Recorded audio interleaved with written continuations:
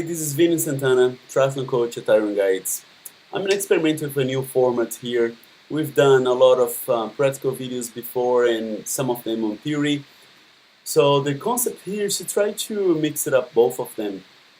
I coach the Iron Guides Triathlon Club here in Bangkok. We have 4 sessions per week in the evenings. 2 swims. I like to break the group in 2 levels, beginner and more experienced. 1 bike and then 1 run. And then on the other days, these guys, they follow a training plan. But as an athlete, I'm originally from Brazil. I used to live in a city called Belo Horizonte. And I never felt that I had the best information when I was living there. So I've hired, which I consider is the best triathlon coach in the world, Brett Sutton, who's coached Daniela Reef, the current Ironman world champion, Nicholas Spirig, two medals in the Olympic Games, and several other Olympic medalists and world champions. And the concept here is because maybe some people, they don't have access to information. So I'm hoping that this type of training is gonna provide you some more information, some quality information, if you don't have a local coach to work with, or if you don't have a local triathlon club. So we did a session here last night. It's a swim workout. So I always like to start with a bit of like a drill, especially for the beginner group. So we do 20 minutes of 15-minute repeats with 30 seconds rest. It's always important to, whenever you're doing a technique drill, make sure you're always taking a break, because you want to be doing that fresh and rested to perform at a decent technique. Otherwise, it's pointless if you're too tired to do a good technique. So the drill, we work on hip rotation. So the first 4 strokes you do on your side, but make sure you keep on looking down. You don't look on the side, so the head doesn't go with the body. So belly button pointing to the wall. You do 4 strokes like that, and then you count to 4, which means you gotta glide a little bit. You gotta focus on the kicking, and especially you gotta focus on the breathing out. So once you've done the 4 strokes, you swim normal to the wall, just focus on hip rotation. Understand that both sides, when you swim, swimming doesn't have to be symmetrical. So what you do to one side doesn't have to be exactly the same to the other. One side is different, one side is stronger. I also recommend you only breathe to one side. So you do every stroke cycle, we always breathing 1, 2, 1, 2, 1, 2. I don't suggest bilateral, that messes up with your balance a little bit. We're gonna have one of our athletes demonstrating the drill that we did last night. But what you want to do, if you're swimming flat in the water like this, you breathe into the left. This is would be like your belly button. You wanna point it to the wall, and then you come back. And to the other side, you don't go all the way. Maybe somewhere like 45 degrees. So you come from here, breathe, go back, breathe, go back. So this is the concept of this drill. Let's watch one of the athletes performing it. Here's one of the athletes performing the drill. See how she's looking down, but her belly button is facing the wall. Count until 4. Smooth kick. Focus on the breathing. Just work on that hip rotation. And she's going to perform the 4th stroke now. Then it's normal stroke rhythm. Just working a little bit more on hip rotation. Now that we've done the technique drill, it's the main set. Something that I like to do here is to get, regardless of your level, if you're a beginner or if you're experienced, I get them to do a similar type of training. Of course, you want to adjust to their own ability. So in this case here, we're doing a 40-minute main set on your anaerobic threshold intensity. So it's pretty much like a time trial effort for 40 minutes. You want to, of course, maintain similar splits from the first one to the last. So in order to achieve that, you must build your effort. So we start moderate and then keep on building until you finish fast. So for example, we have lane 1, lane 2, up to lane 5. We did this last night, but last night we did up to lane 3, lane 4, and lane 5. It's a little bit faster. We did a few days ago. So I'm just gonna show a few examples on how all levels, regardless of the fitness ability, they're doing the same type of energy system training. So lane one, which would be the easiest of them all, 3 repeats of 100 meter, leaving every 3 minutes.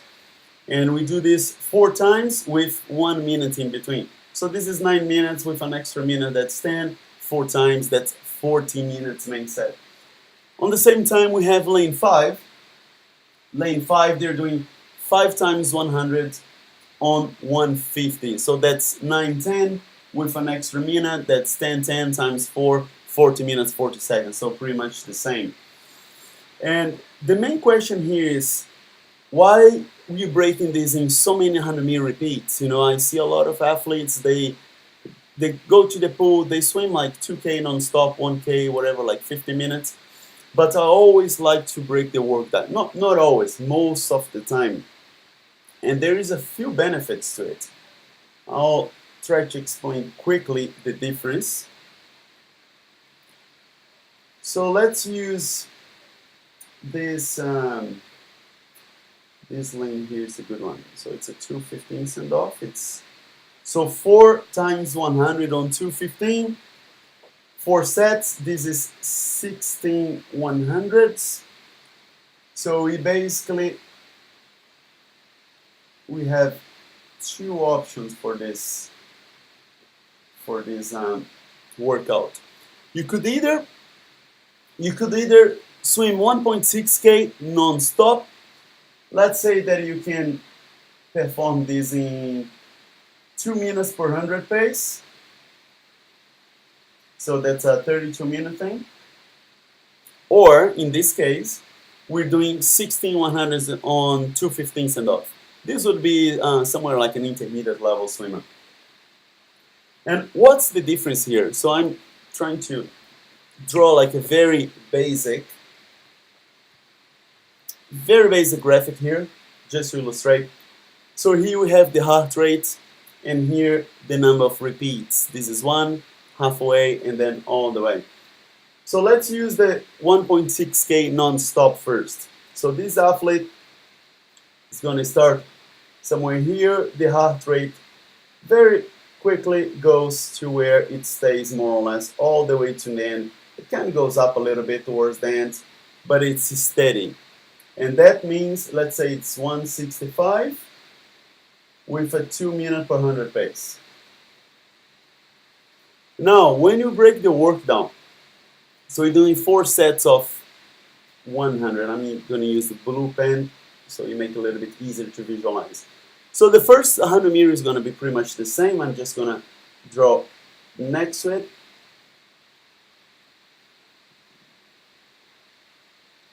Okay, so we have 100 here.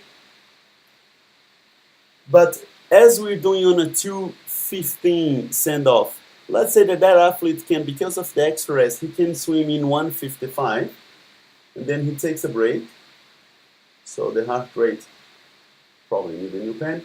The heart rate drops a little bit, and then he goes again, another 100, the heart rate drops, 15 seconds, 20 seconds rest, and then again.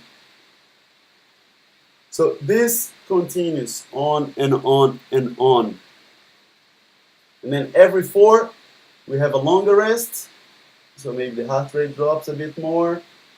And then we start again, right?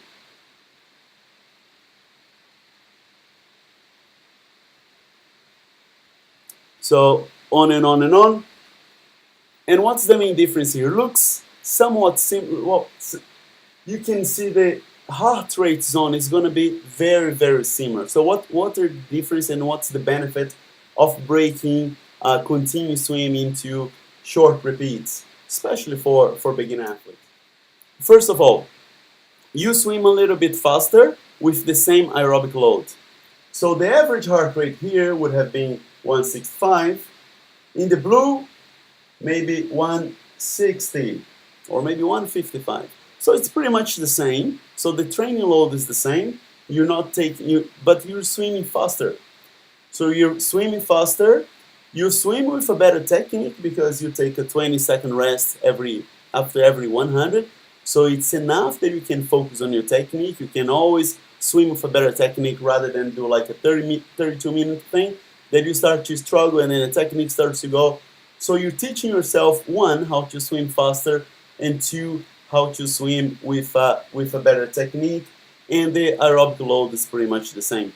So this is the idea behind this, and I hope this helped. If you like this video, make sure you like it on YouTube.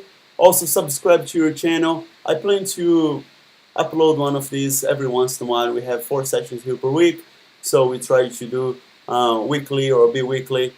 And enjoy your training, and see you next time.